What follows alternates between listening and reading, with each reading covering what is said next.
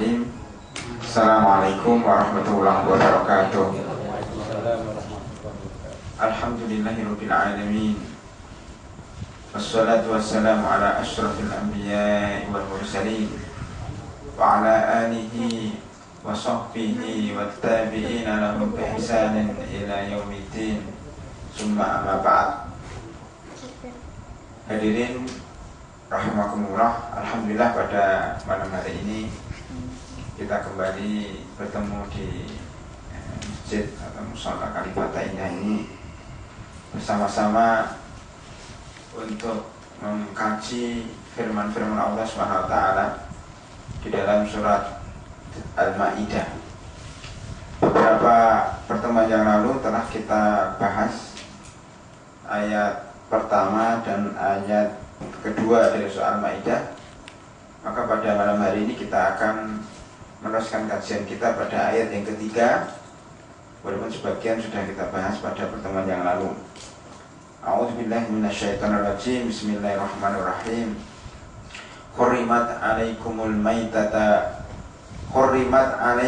maitatu wad-damu wa lahmul khinziri wa ma uhilla li ghairillahi bih wal munkhaniqatu wal mawqudatu wal mutaraddiyatu wan natihatu wa ma akalas sabu illa ma dakkaitum wa ma dhubiha 'alan nusub wa an tastaqsimu bil azlam dzalikum fisq al yawma ya'isal ladzina kafaru min dinikum fala tahshawhum wakhshawun al yawma akmaltu lakum dinakum wa atmamtu 'alaikum ni'mati wa raditu lakumul islam dinan famanitturra fi makhmasatin ghayra mutajanifin li ismin fa innallaha ghafurur rahim.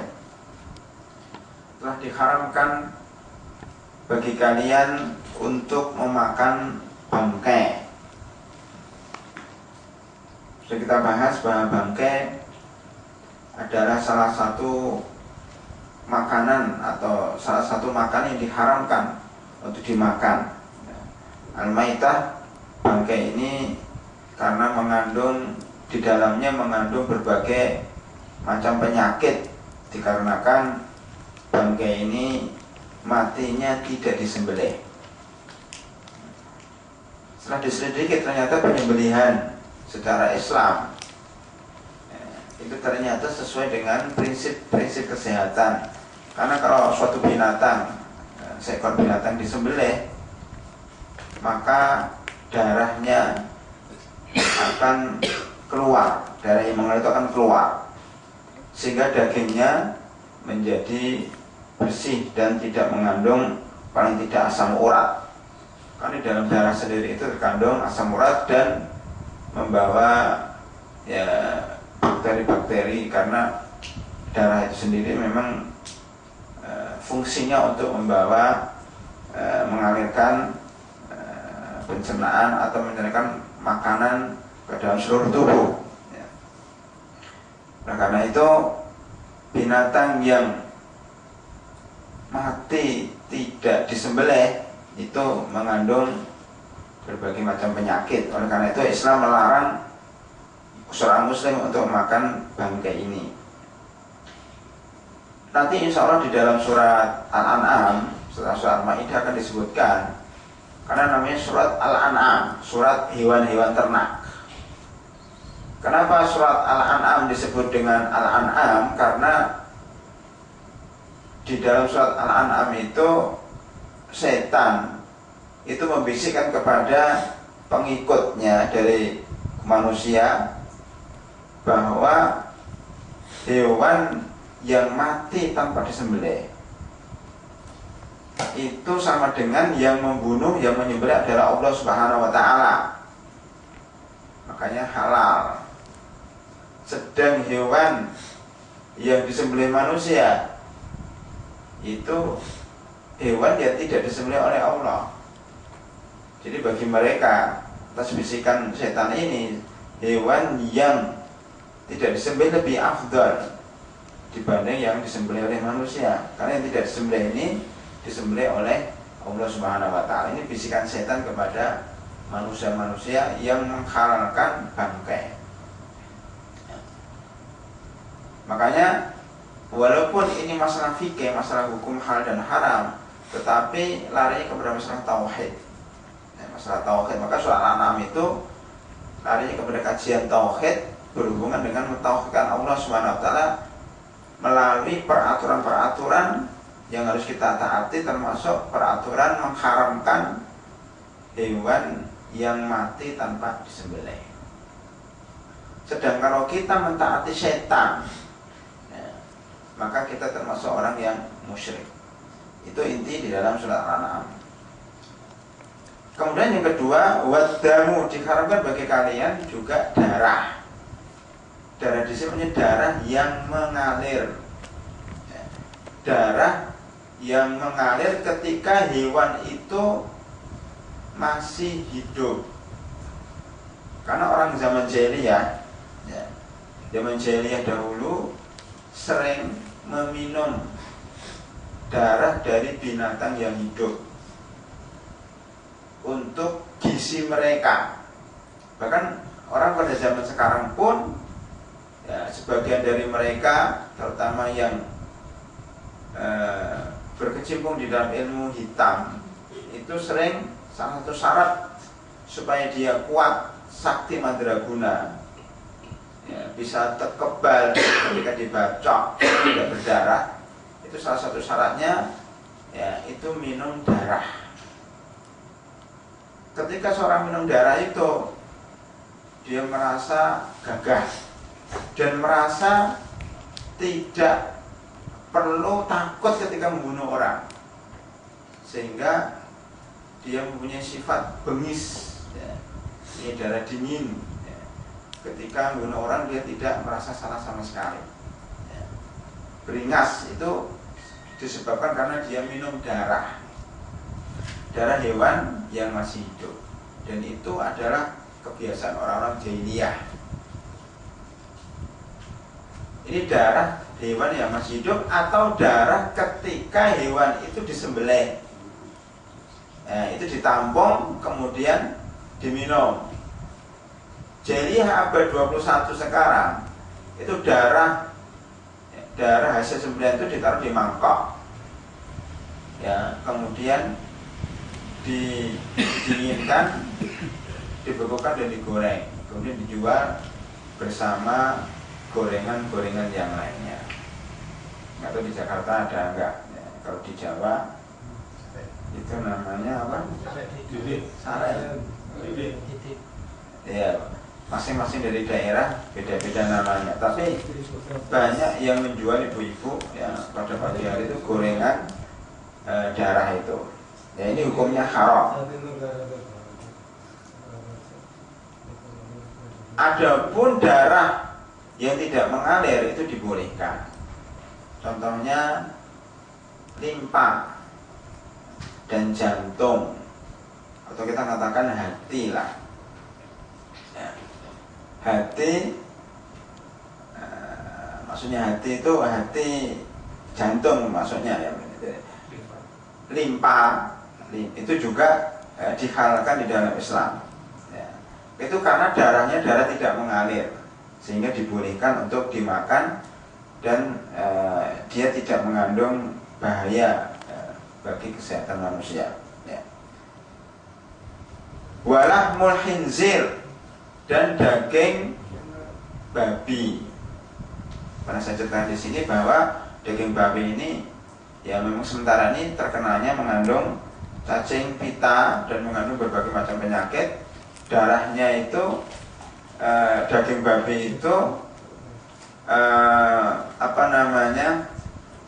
kandung kemihnya, ya, itu sering bocor, ya. Sehingga kadang-kadang kencingnya itu merembes ke seluruh daging, seluruh tubuh babi itu, sehingga daging babi itu baunya agak pesing, ya. Kemudian babi ini selain dagingnya yang membawa berbagai macam penyakit, maka babi ini mempunyai beberapa sifat yang manusia itu sebenarnya tidak boleh tertular dengan sifat dari babi itu. Di antaranya adalah babi itu ada binatang yang jorok, ya, yang kemproh, Jadi kalau makan itu makan yang kotor-kotor. Kalau dia lapar tidak ada makanan, dia memuntahkan isi perutnya, kemudian dimakan lagi. Ya. Makanya salah seorang pemilik peternakan babi bangga ketika dia mempunyai babi sangat banyak dan tidak perlu memberikan makan. Karena apa? Mereka sudah kenyang dari hasil muntahannya sendiri, muntahan babi itu sendiri.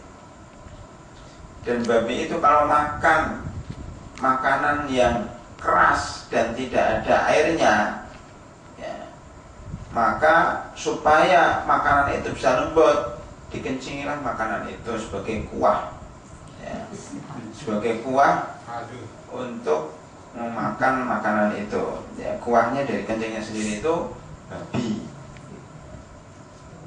jeruk. Kemudian babi itu juga ya, mempunyai sifat yang sangat jelek, yaitu dia tidak mempunyai kecemburuan terhadap betinanya. Ya, telah terbukti bahwa di Perancis ya, ketika salah seorang ulama Mesir bertemu dengan orang Perancis ya, itu ketika ditanya kenapa Islam mengharamkan babi, ya, jawabannya adalah salah satunya adalah bahwa babi ini punya sifat ya, yang jelek, yaitu tidak cemburu kepada pasangannya.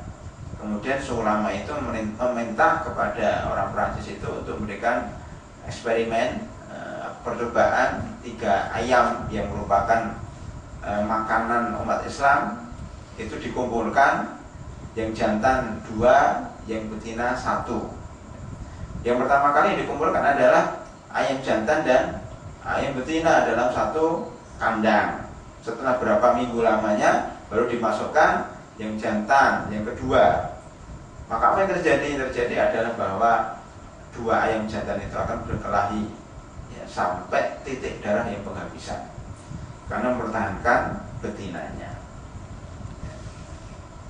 Makanya umat Islam ya, dibolehkan untuk makan ayam jantan, ayam betina ya, karena punya sifatnya. Ayam itu sebenarnya yang bagus itu kayak salah satu sifat yang bagus ada bahwa dia perhatian terhadap betinanya, membela kehormatan betinanya, istrinya manusia sampai titik darah penghabisan. Dan yang itu ringan, oleh karena itu ayam itu kotorannya tidak najis, burung kotorannya tidak najis, dan binatang itu ringan, tidak liar. Semua orang juga nggak takut, anak-anak kecil juga senang dengan ayam, dengan burung itu. Dan makanan surga adalah dari jenis unggas, sebagaimana dalam surat Al-Waqiah, walah mutairin mimma yashtahun, dan dari daging burung yang mereka suka. Sampai sekarang pun sate ayam atau ayam burung itu menjadi salah satu makanan favorit ya, seluruh orang dunia. Ya. Adapun babi ketika dikumpulkan ya, 2 jantan 1 betina, maka 2 jantan ini tidak bertarung sama sekali, bahkan justru 2 jantan ini sama-sama bekerja sama. Ya. Mereka bekerja sama untuk ya mengerjain yang betina ini. Artinya tidak ada kecemburuan sama sekali. Ya, ini yang sudah kita sampaikan pada bulan kemarin. Yang keempat, wa ma uhilla li ghairillahi bih. Yang diharamkan dalam Islam yang keempat, makanan yang diharamkan adalah apa-apa yang dipersembahkan selain Allah Subhanahu wa taala. Ya, maksudnya apa-apa yang dipersembahkan dari binatang yang disembelih kepada selain Allah Subhanahu wa taala. Ini khusus binatang yang disembelih. Adapun selain daging, selain binatang yang disembelih seperti pisang, ya, seperti buah-buah yang lain, apel, ya, kemudian permen, kemudian nasi tumpeng, ya, tempe dan sebagainya. Jika itu dipersembahkan kepada selain Allah, maka itu tidak haram. Ya, karena dia bukan daging. Uhilla, kata-kata uhilla itu hilal, hilal ahmar ya. Hilal itu bulan sabit. Kenapa disebut bulan sabit? Karena bulan sabit itu ketika orang yang melihat bulan sabit itu mereka berteriak. Sebagaimana umat Islam ketika melihat bulan Ramadan atau bulan Syawal itu mereka berteriak-teriak, bahkan pakai meriam kadang-kadang untuk menyambut kedatangan bulan Syawal ya. Karena itu hilal disebut dengan hilal karena kedatangannya disambut dengan teriakan dan disambut dengan meriam dan mercon ya. Makanya bayi yang lahir ya, halla ya. Bayi yang lahir itu dia juga akan berteriak ahalla. Ahalla berarti bayi itu ketika lahir dia akan menangis, itu tanda dia hidup ya. Salah satu ciri bayi yang hidup yang dikatakan dia itu bayi yang hidup dan dianggap dia dapat warisan ya, kalau dia ahalla ketika lahir itu dia nangis dan berteriak. Maka wama uhilla li ghairillahi bih maksudnya adalah apa-apa yang diteriakkan ketika mereka mempersembahkan kepada selain Allah Subhanahu wa taala. Yaitu ketika menyembelih itu dia berteriak dengan nama fulan, dengan nama fulana, dengan nama ya bauraksa, dengan apa, maka disembelihlah kambing, disembelihlah sapi, disembelih kerbau itu. Jadi berteriak dengan menyebut selain Allah Subhanahu wa taala itu diharamkan. Nah, karena itu makanan-makanan selain daging yang disembelih maka hukumnya tidak haram. Nah, karena itu kalau kita melihat sesajen yang ditaruh di pinggir perempatan atau di pertigaan atau di bawah pohon yang angker, ketika ada apel boleh diambil, ketika ada pisang boleh diambil, daripada mubazir, daripada dimakan anjing, ada nasi tumpeng ambil saja. Tetapi dagingnya ada ayam, ada daging kambing itu yang nggak boleh dimakan. Begitu juga kebiasaan orang Jawa Selatan yang mengelurung mempersembahkan sesajen kepada Kiai Nyi Roro Kidul, itu sangat banyak makanannya boleh diambil makanan-makanan selain daging ya. Karena kalau tidak diambil itu mubazir. Kemudian yang ke berapa ya ini? 1, 2, 3, 4 ya. 4 ini kalau kita lihat secara kasat mata ya, maitah itu berbahaya bagi kesehatan ya. Darah juga begitu ya. Kemudian lahmul khinzir, daging babi ini juga berbahaya bagi kesehatan dan iman. Adapun wama uhilla li ghairillahi itu berbahaya bagi akidah. Berbahaya bagi akidah. Jadi Islam itu memperhatikan 5 daruriyat, 5 yang dibutuhkan oleh masyarakat ya. Pertama menjaga agama, menjaga jiwa, menjaga akal, menjaga harta, dan menjaga kehormatan. Setiap ajaran atau cabang dari ajaran Islam yang tidak mendukung 5 ini, maka ajaran itu tidak benar. Dan setiap ajaran dari cabang-cabang Islam yang mendukung 5 ini berarti itu benar. Kita lihat yang 4 ini diharamkan bangkai, darah, dan daging babi. Ini tidak sesuai dengan ajaran Islam yang ingin menjaga umatnya supaya badannya sehat. Kalau badan sehat berarti jiwanya sehat dan dia akan hidup dengan baik. Jadi kalau badannya sakit dia akan mati. Jadi ini bertentangan dengan kalau kita makan bangkai, makan daging babi, akan darah bertentangan dengan penjagaan tentang jiwa manusia. Wa ma uhilla li ghairillahi, kalau kita memakan apa yang dipersembahkan kepada selain Allah, daging-daging yang dipersembahkan selain Allah, berarti bertentangan dengan menjaga din akidah ini. Ya. Kalau tadi yang orang yang makan daging babi, akhirnya dia tidak menghormati istrinya dan tidak menghormati anaknya. Ya, anaknya dibiarkan ya, untuk diperkosa orang, kemudian istrinya juga, bahkan ada bapak yang memperkosa anaknya sendiri sampai meninggal dunia. Ya, itu mungkin makanannya babi. Ya, makanannya babi. Ini berarti sudah ya melanggar ya syariat Islam yang menjaga jiwa, menjaga agama dan menjaga kehormatan. Ya, menjaga kehormatan. Jadi bertentangan dengan prinsip-prinsip Islam yang 5. Kemudian yang kelima adalah wal munkhaniqatu. Apa munkhaniqah? Munkhaniqah itu allati tamutu khanqan, ya, yang mati akibat tercekik. Ya.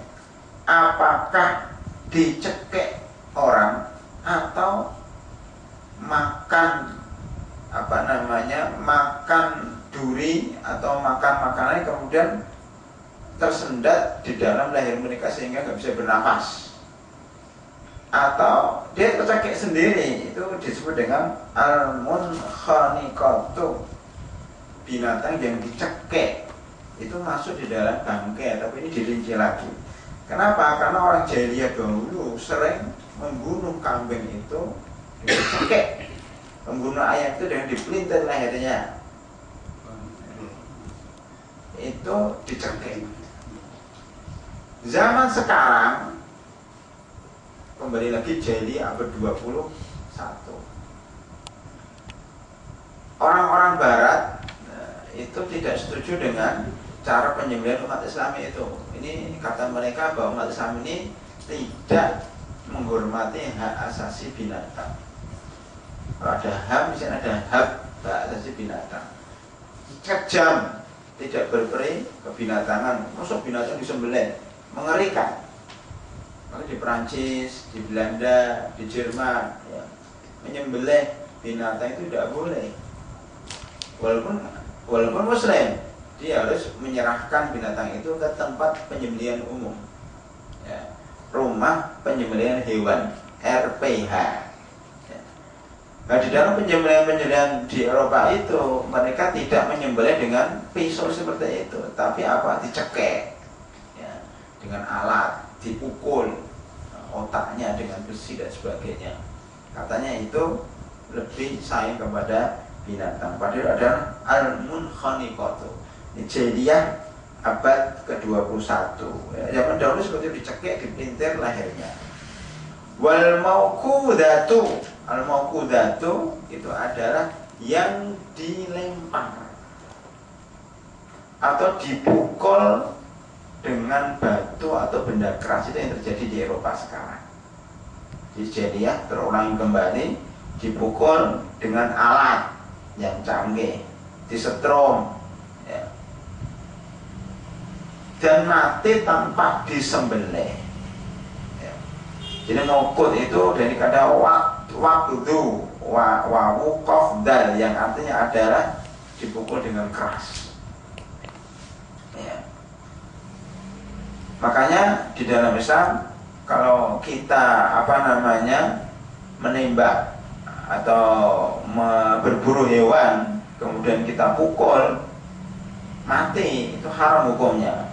Tetapi kalau kita tembak dan berdarah maksudnya dipanah kemudian meninggal dunia, maka di sini boleh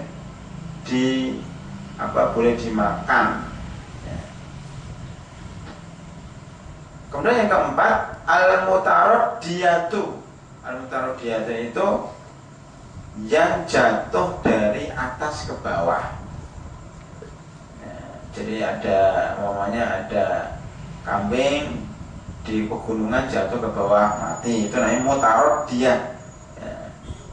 Apakah itu dari gunung, apakah masuk ke dalam sumur, namanya ayam misalnya itu masuk ke dalam sumur, keselokan, kambing masuk ke dalam got, keselokan dan mati, itu berarti juga mereka jatuh. Ya. Radiun radalya itu artinya halak, hancur. Ya. mati. Wal mutaradiyatu yang jatuh dari atas ke bawah, itu termasuk mutaradiyah. Ya. Makanya kalau kita memanah binatang, kemudian binatang itu kena panah dan jatuh, maka dilarang untuk kita makan, karena khawatir matinya bukan karena terkena panah, tapi matinya karena jatuh. Di dalam hadis disebutkan, hadis Sahih Muslim disebutkan bahwasanya Rasulullah SAW bersabda, wa in wajadtahu ghariqan fil ma, jika kalian mendapatkan, jika Anda mendapatkan binatang buruan itu terbenam dalam air, kita tembak dan masuk air, maka fala takulhu, janganlah kamu makan. Fa inna kala tadri alma qatalahu aw sahmuka, sesungguhnya Anda tidak tahu apakah penyebab matinya itu tenggelam, kelelep, atau masuk di dalam air kemudian dia minum air kemudian mati, atau karena terpanah. Kita tidak tahu. Makanya kalau air itu masuk dalam kolam, masuk dalam sungai, walaupun kita tembak dengan dengan bedil, dengan senapan angin, itu nggak boleh kita makan. Ya. Kemudian yang ke berikutnya, yang ke berapa itu? Yang ke-9. Maaf, yang ke-8 ya.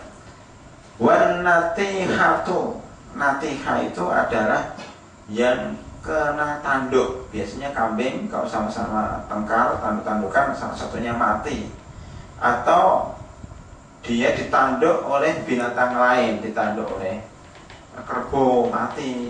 Tidak harus kambing, maunya ada binatang lain yang kena tanduk, berarti itu juga bangkai, tidak boleh dimakan. Wama akalas sabuhu, dan apa-apa yang dimakan oleh binatang buas. Sabuhu itu adalah binatang buas, ya. Yang dimakan anjing, yang dimakan serigala, yang dimakan singa, yang dimakan macan. Itu semuanya kalau kita dapati ada ayam habis dimakan, nggak boleh kita makan karena dia dimakan oleh binatang buas. Illa ma dzakaitum, kecuali apa yang kamu sembelih. Para ulama berbeda pendapat. Di sini kalau kita baca dari awal, dikatakan bagi kalian bangkai, darah, daging babi, apa-apa yang dipersembahkan selain Allah, ya, itu sebenarnya selesai. Kemudian ditambah dirinci, walaupun nikot itu rincian daripada bangkai, seperti yang disebut, yang tercekek, yang dipukul, yang jatuh, yang kena tanduk, yang dimakan oleh binatang buas, kecuali, Maka sudah mengatakan kecuali yang kamu dapati masih hidup, masih kelopar-kelopar gitu, masih kejang-kejang gitu, belum mati, kemudian kamu dapatin, kemudian kamu sembelih, maka itu dibolehkan. Ini pendapat mayoritas ulama. Walaupun ulama yang mengatakan kecuali yang disembelih, asli disembelih tanpa dimakan oleh binatang-binatang buas atau tanpa jatuh. Tapi yang benar adalah pendapat mayoritas ulama bahwa kalau kita mendapatkan ayam ketabrak motor, masih kelopar-kelopar gitu, kita ambil masih hidup, kira-kira sembelih, maka itu halal. Tapi kalau kita dapatkan sudah mati, itu berarti haram, karena dia ketabrak itu masuk ke dalam yang terlempar atau yang dipukul. Jadi illa ma dzakaitum, kecuali yang tadi itu kamu dapatkan masih hidup dan sempat kamu sembelih. Ya. Suatu ketika Abu Thalhah Al-Asadi bertanya kepada Ibnu Abbas, ya Ibnu Abbas, ya, seorang seekor serigala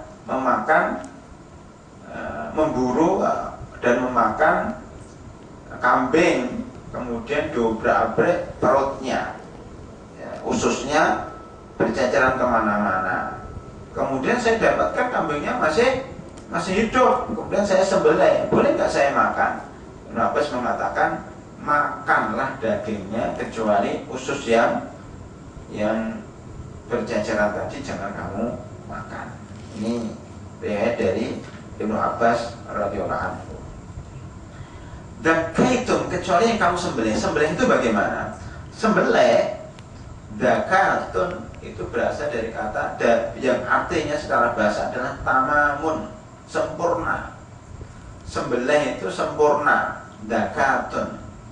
Maka kalau dikatakan anta dzakiyun, ini banyak dari orang Libya, dzakiyun, anta dzakiyun, kamu itu cerdas, dzaki, dzakaun, dzaki, dzakiyun, dzakiyah, ada zakiyah, ada dzakiyah. Kalau zakiyah adalah suci, kalau dzakiyah pakai dzal, itu berarti dia cerdas, karena otaknya sempurna, tamam, sempurna otaknya.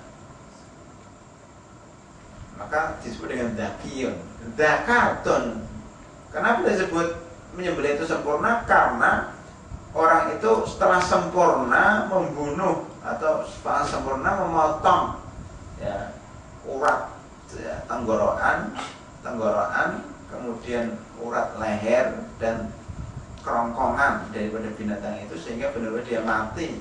Itu namanya menyembelih, yaitu sempurna. Ya. Kemudian menyembelih itu yang paling penting adalah darah itu mengalir. Maka disebutkan menyembelih secara syariah itu jika darahnya mengalir dan telah putus dua urat leher serta tenggorokan sama kerongkongannya. Ya. Kalau ada perbedaan di sini, kalau menyembelih dabhun, dabaha. Jadi menyembelih itu ada 3 istilah dalam Al-Quran atau dalam syariat Islam. Ada yang namanya dabhun, dabaha. Ya, itu berarti menyembelih untuk binatang ternak kayak kambing. Ya. Untuk kambing, khususnya untuk kambing, untuk sapi, untuk ayam. Dabhun, dabaha. Kemudian ada namanya nahrun, fasolli li rabbika wanhar.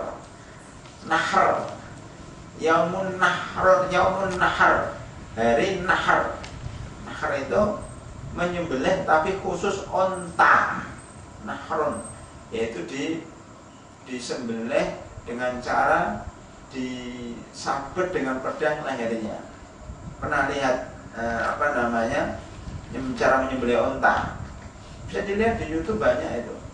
Yang bawa internet bisa dibuka itu bagaimana onta itu disembelih. Jadi nyembelihnya itu bukan dengan dibanting gitu, onta susah dibanting. Biarkan dia berdiri atau dia didudukkan, kemudian lehernya kan panjang gitu, ditarik ke belakang dan dia tinggal minikan saja lehernya dengan pedang. Anak kecil bisa itu sebenarnya cepat gitu. Setelah rasa pedangnya tajam, langsung berdarah, keluar darahnya kayak air kran yang keluar dari bak itu banyak sekali ya.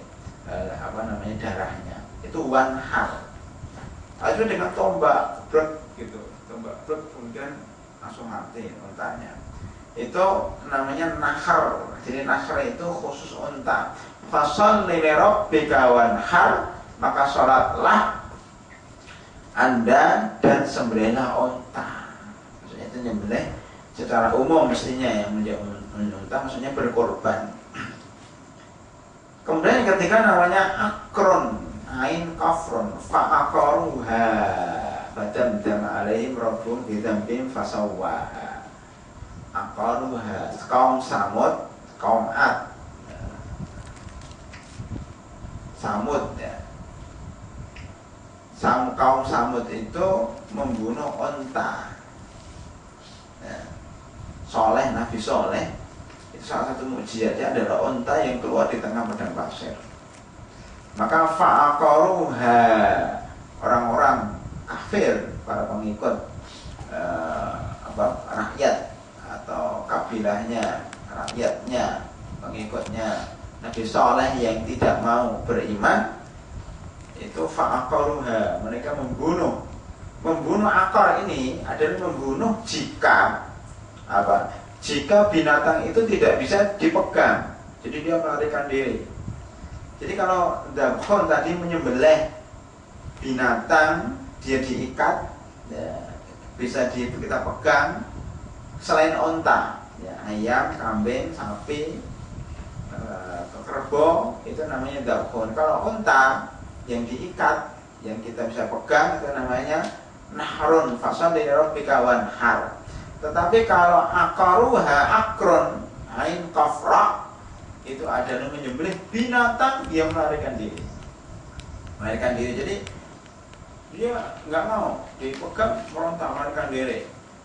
Kemudian dilempar dengan tombak, dilempar dengan pedang dan sebagainya, atau ditembak dari jarak jauh umpamanya. Ini namanya akron, dibunuh dengan cara dia sedang lari atau tanpa diikat, dia meronta-ronta. Nah, ini namanya akron. Perbedaan antara tiga istilah walaupun intinya adalah sama, menyembelih, ya, menyembelih maknanya tiga tadi, ya. Kemudian yang paling penting dalam menyembelih itu adalah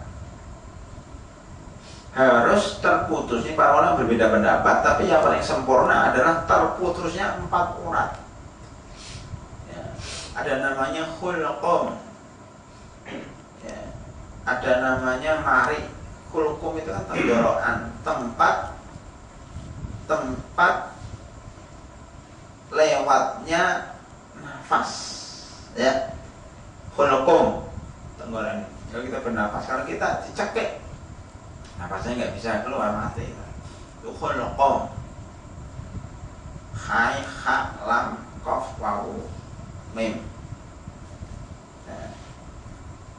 Khulqum itu ada dalam surah Al-Waqiah, khulqum. Kemudian yang kedua namanya mari.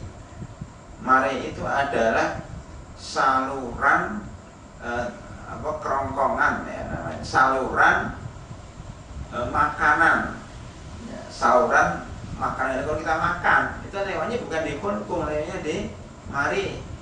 Jadi jalur leher yang ada jaluran salur untuk saluran untuk makanan, makan minum itu masuk ke namanya mari. Kemudian yang ketiga dan keempat namanya wajun, wajaini, wadajaini, wadajan, ya. Wadajan itu artinya tempat urat leher yang mengelilingi dua urat tadi, urat leher yang mengelilingi tempat mengalirnya darah, yang mengelilingi atau yang ada di luar mengelilingi urat yang ini tenggorokan dan kerongkongan, ya, tempat untuk mengalir darah. Makanya yaitu yang paling sempurna adalah jika binatang itu disembelih dan empat urat ini terputus. Itu para ulama sepakat sah sembelihannya. Tapi ada sebagian ulama setelah itu berbeda pendapat, yang harus terputus itu mana sih? Kalau salah satu terputus, nggak terputus boleh nggak? Ya, jumhur ulama dan yang lebih rajih, yang penting terputus saluran makanan dan saluran nafas, sama salah satu daripada saluran saluran darah. Jadi kalau 3 terputus sudah sah. Tapi salah satunya adalah ya saluran darah ini. Ya. 2 ini harus terputus, saluran nafas dan saluran makanan itu harus terputus. Walaupun saluran darahnya terputus 1.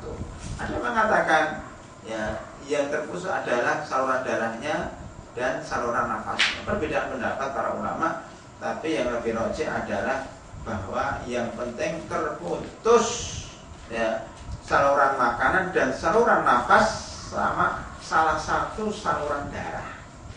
Ya. Ini untuk memastikan bahwa binatang sembelihan itu telah mati dan sah untuk dimakan. Selain itu, para hadirin rahimakumullah, kita harus memperhatikan adab di dalam menyembelih. Salah satunya adalah sabda Rasulullah SAW, Innallaha katabal ihsan ala kulli syai'. Sesungguhnya Allah SWT mewajibkan kita berihsan, berbuat baik kepada semua binatang, ya, atau berbuat baik dalam segala hal termasuk di dalam menyembelih. Fa idza qataltum fa ahsinul qitlah. Jika kamu membunuh, menyembelih, maka sembelihlah dengan baik. Kalau kamu yang membunuh orang kafir, bunuhlah dengan baik, ya kan?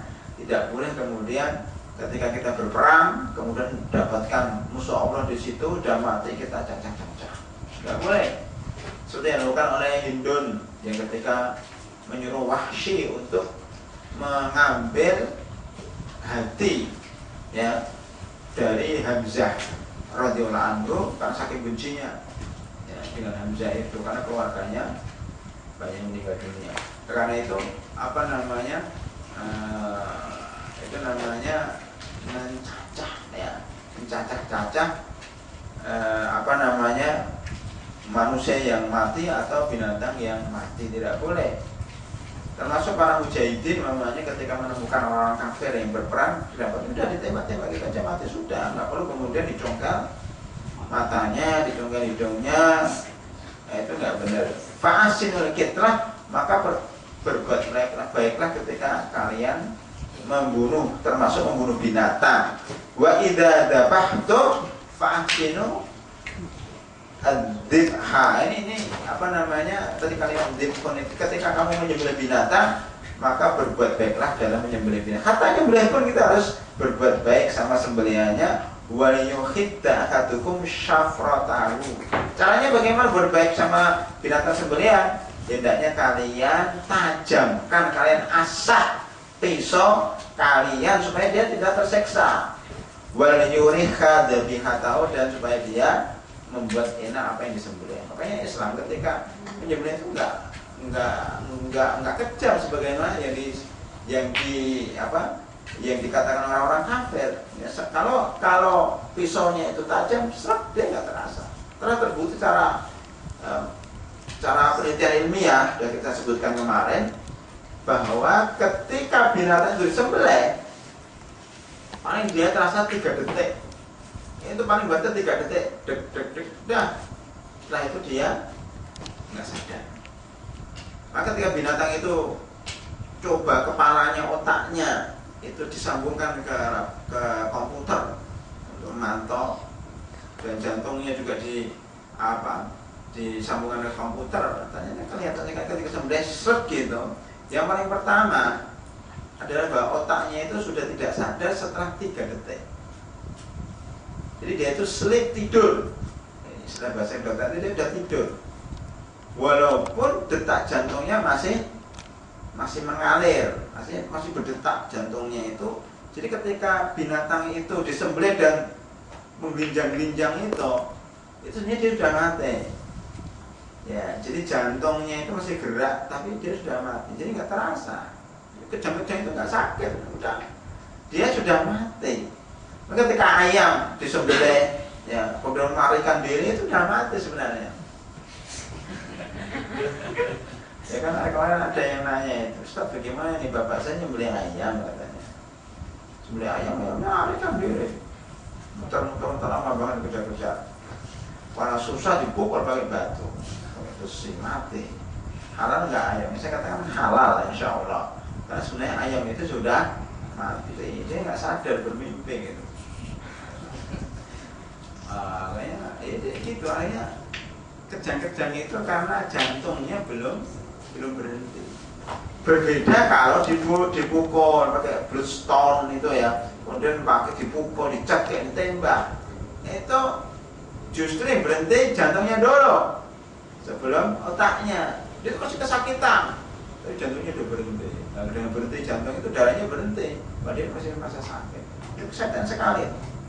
Makanya benar kalau orang yang divonis mati kemudian minta dipancung, itu benar, karena dipancung itu lebih enak dibanding oleh tembak duduk itu masih sakit. Bagi nembaknya nggak tepat, sakit sekali, masih kejang-kejang. Nanti kalau penggal brek, kayak bunuh ayam itu, kayak enggak disembelih tapi dipenggal brek gitu. Udah nggak terasa, seakan-akan dia tidur gitu aja, ngantuk terus sudah di akhirat sana. Ya orang ngantuk, enak nggak tidur nggak terasa kan. Bahkan apa Islam kalau membunuh orang itu dipancung, kenapa nggak pakai tembak? Karena sesuai dengan ajaran Rasulullah SAW dan terbukti secara ilmiah bahwa dipancung itu jauh lebih enak dibanding dengan ditembak. Nah, kalau nggak percaya coba.